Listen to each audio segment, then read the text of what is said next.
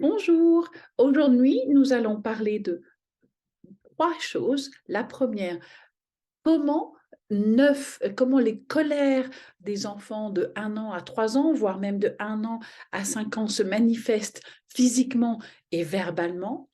Le deuxième point, 9 raisons pour lesquelles les crises de colère se produisent. Et le troisième point, 9 façons de prévenir une crise de colère chez un enfant de entre 1 an et 3 ans, mais aussi entre 1 an et 5 ans. Alors, 9 façons dont les crises de colère se manifestent physiquement et verbalement. Le premier, un enfant peut hurler, se mettre à hurler très fortement. Le deuxième point, c'est le dos roulé. Il se met le dos roulé et puis il a les bras baissés. Ça aussi, c'est une manifestation que l'enfant est en colère. Le troisième point, il donne des coups de pied. Avec ses pieds, il commence à se donner des coups de pied. Le quatrième point, il s'enfuit. Alors, c'est le moment de partir. Vous êtes au parc et l'enfant court. Il va se cacher, il va s'enfuir. Il est en colère parce qu'il ne veut pas partir. Le cinquième point, parfois, il peut même vomir ou alors ils retiennent leur souffle, comme ça. Et le sixième point, ils peuvent se blesser eux-mêmes en se donnant des coups ou alors en blessant les autres. En voulant blesser les autres, mais généralement, ce n'est pas grand-chose parce que fondamentalement, ils n'ont pas la force de blesser quelqu'un. Enfin, vous me direz s'ils ont des longs ongles peut-être, mais bon, ça c'est encore autre chose. Alors, le septième point, c'est de jeter des choses. Alors, moi j'ai déjà vu des enfants jeter des chaises, par exemple. Hein. Euh, des chaises, oui. Et le huitième point, ils sortent leur langue. Hein, ils mettent leur langue, et puis ils se mettent à crier comme des lions. Hein, parce qu'en fait, ils sont en colère, ils ne savent pas comment l'exprimer. Donc voilà. Et en fait, les 8 points que je viens de dire, le corps tout entier est vraiment complètement dans cette scène, une scène vraiment dramatique généralement, ou peut-être pas trop dramatique, mais il veut vraiment vous faire comprendre qu'il n'est pas content. Donc voilà, maintenant nous allons voir 9 raisons pour lesquelles une crise de colère survient. Les crises de colère, comme je disais tout à l'heure, surviennent entre 1 an et 3 ans de façon assez fréquente et puis de 1 an également à jusqu'à 5 ans. J'en ai déjà vu des crises de colère qui arrivent à 5 ans. Oui, oui.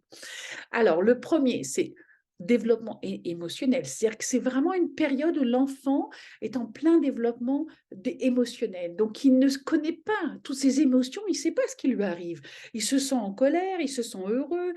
Tout ça, c'est un, comme un feu d'artifice d'émotions et il ne sait pas gérer tout ce qui se passe à l'intérieur de lui. Le deuxième point, c'est qu'il n'a pas le langage ou très peu de langage pour exprimer ses émotions, pour exprimer, il est en colère, il est triste, il est heureux, il a faim, il n'est pas content. Donc tout ça, quand on n'a pas le langage, c'est très difficile pour l'enfant de pouvoir exprimer sa frustration ou son désir, tout simplement. Le troisième point, c'est une période entre 1 an et 3 ans, entre 1 an et 5 ans, c'est également une période de socialisation. Donc l'enfant va être confronté à des conflits, des négociations, et tout ça, c'est un nouveau monde pour lui. Donc en fait, il va apprendre toutes ces codes que l'on a dans notre société pour se socialiser entre les uns et les autres et être en harmonie. Tout ça, c'est nouveau. Donc, pour lui, il veut cette voiture, c'est à lui. Et que quelqu'un vient lui prendre ou vient lui demander, c'est quelque chose de pas gérable parce que c'est à lui. Donc voilà. Et ensuite, il y a la fatigue. Ça c'est le quatrième point. La fatigue peut être vraiment, quand un enfant de 1 an à 5 ans, quand il est fatigué, ça peut faire déclencher une colère parce que tout est difficile, tout est lourd, etc. Le cinquième point, quand l'enfant est malade, il est épuisé, il peut rien faire, etc. Donc, il y a ce point-là aussi, où bien sûr, il peut avoir des colères rapidement parce qu'il est malade, il ne peut pas faire grand-chose. Donc, il faut qu'on... Voilà. Le 6e point, c'est quand il est aussi sous médicament. Quand un enfant est sous médicament, ben, il faut voir les effets secondaires parce qu'un effet secondaire, ça peut être, par exemple, un enfant qui est sous la cortisol, mais ça, c'est un médicament assez important, mais peut-être d'autres médicaments. Il va être extrêmement excité, il va vouloir comment être avec une énergie très haute et donc en fait ça sera des moments plus difficiles pour lui de gérer toutes ses émotions. Donc voilà, il a le 7e point, s'il a également peut-être un peu faim, il a faim et des fois quand il a faim, il ne sait pas qu'il a faim. Mais il se perce dans quelque chose dans son corps où il ne se sent pas bien, mais il ne sait pas qu'il a faim en fait. Mais la faim peut être une raison, que ça peut être le déclencheur. Le 8e, point, c'est un changement de routine. Alors un changement les enfants de 1 an à 3 ans, à 5 ans, ils aiment les routines. Il faut que ça soit très, ils aiment les routines. Donc quand il y a un changement de routine, l'enfant peut être vraiment perturbé et ça peut être un déclencheur d'une colère. Et le 9e point, c'est l'arrivée d'un nouveau petit frère ou d'une petite sœur. Donc ça peut être aussi des points, qui peut, également déclencher une colère. Alors maintenant, on va voir 9 points, comment prévenir une crise de colère, chez un enfant de 1 an à 3 ans, de 1 an à 3 ans, 1 an à 5 ans. Donc le premier, c'est donner des émotions, donner du langage pour exprimer ses émotions, imprimer des petites cartes. Voyez, là, tu es heureux. Ou vous, exprimez quand vous êtes heureux, dites à l'enfant: «Ah, aujourd'hui, je suis contente, je suis heureuse». Exprimez verbalement toutes ces émotions et imprimez des petites cartes pour que l'enfant puisse reconnaître: «Ah, comment tu te sens aujourd'hui? Tu te sens heureux? Tu te sens, triste? Comment tu te sens?» Donc ça va vraiment l'aider à commencer à utiliser le vocabulaire et à accumuler du vocabulaire pour exprimer ses désirs émotionnels.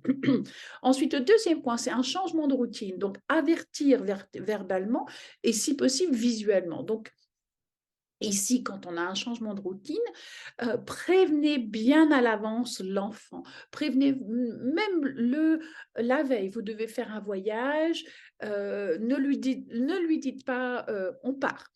Ça va vraiment déclencher donc le plus important, c'est vraiment de le prévenir. Prévenez-le la veille, prévenez-le le matin, prévenez-le, 10 minutes avant, mais qu'il soit bien prévenu, surtout pour un gros changement de routine. Si c'est un petit changement de routine, prévenez-le mentalement pour lui dire: «Voilà, aujourd'hui, on va aller prendre le goûter chez Caroline, est-ce que tu es content?» et cetera et cetera. Donc, au moins l'enfant sera bien préparé.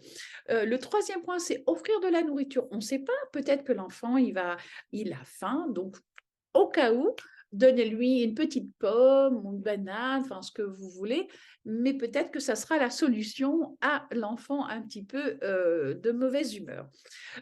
Ensuite, il y a aussi, la possibilité de lui donner des choix. Donc vous pouvez lui donner 2 choix, ça c'est vraiment l'idéal. Tu veux une pomme ou une banane? Tu veux la voiture ou le camion? Et en fait, l'enfant comme ça, il peut voir, il y a un choix très limité, 2, et il peut voir le camion, donc il peut comprendre que, l'objet qui est dans la main, ça veut dire camion, donc ça lui donne le vocabulaire et il peut voir que l'objet dans la main droite, c'est la voiture. Donc, et il a le choix entre celui-ci et celui-là. Donc, tout de suite, ça l'aide à prendre une décision et ça va l'aider de manière générale à prendre une décision par rapport à quel objet il veut choisir. Et alors, le 5e point, c'est faire des blagues. Euh, Est-ce que tu veux brosser les dents ou te brosser le menton? Vous pouvez faire des petites blagues. Alors des fois, quand vous sentez que votre enfant est fatigué, il est de mauvaise humeur et cetera, une petite blague par-ci par-là, eh bien, ça détend l'atmosphère, ça le fait rire et ça, tout d'un coup, il se focalise, non pas sur, il va se focaliser sur, plus quelque chose qui le fait rire. Donc ça peut être aussi une distraction, assez sympa. Ensuite, quand il est fatigué, votre enfant, donc le numéro 6, quand il est fatigué, il est malade ou il est sous médicaments, il est temps d'être la super maman ou le super papa et d'avoir cette compassion, et vraiment d'être là pour eux, de les aider un peu pour tout. Et vraiment, il faut se réveiller le matin en se disant: «Voilà, aujourd'hui, je vais être un super papa, une super maman et puis je sais que, bah, il a passé une mauvaise nuit et moi aussi, mais c'est moi l'adulte, donc je vais vraiment essayer de faire de mon mieux pour l'accompagner dans cette journée qui va être sans doute un petit peu difficile pour elle ou pour lui». Donc voilà et ensuite, le septième point, quand vous êtes à l'extérieur, donnez prévenez-le en fait. Heu, Prévenez-le par exemple, dites-lui: «Ben voilà, on va partir dans 5 minutes, il te reste encore que 4 minutes» et cetera. Et quand il y a 2 enfants qui veulent le même, manège, on va dire, eh bien OK, on va compter jusqu'à 10 pour toi, on va compter jusqu'à 10 pour toi et donc l'enfant, une fois de plus, c'est un peu comme le choix, ça va lui permettre de se cadrer un petit peu et comme ça, il sait qu'il aura son tour à lui. C'est pas, voilà, c'est clair. Donc voilà et ensuite, par exemple, quand il y a, le numéro 8, quand il y a, c'est en période de transition. Par exemple, c'est l'heure de venir manger, mais l'enfant est encore en train de jouer avec ses jouets. Ben, comment faire pour amener l'enfant aux jouets?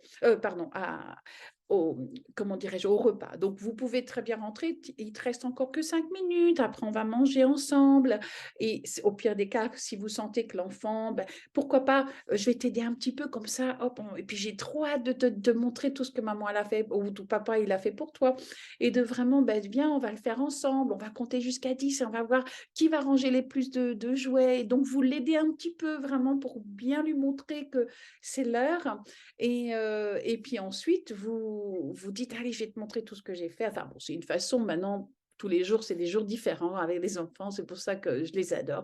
Donc voilà. Donc ensuite, le numéro 9, donner de l'amour et de la compréhension et reconnaître, leurs émotions. C'est-à-dire que quand un enfant, il est vraiment dans une mal ou il comprend pas trop, ben, vraiment, soyez là pour lui, montrez-lui que vous comprenez ce qu'il ressent. Et quand l'enfant va ressentir que vous comprenez ce qu'il ressent, eh bien, il y aura cette sensation d'être reconnu. Voilà, je me répète, mais voilà. Bon, ben, merci beaucoup et puis la prochaine fois, je parlerai de comment faire quand on est vraiment face à cette crise de colère, nous en tant qu'adultes et que votre enfant, il se met en grosse crise de colère. Donc comment faire face à ça? Donc là, ça sera pour la prochaine vidéo. Merci beaucoup, au revoir.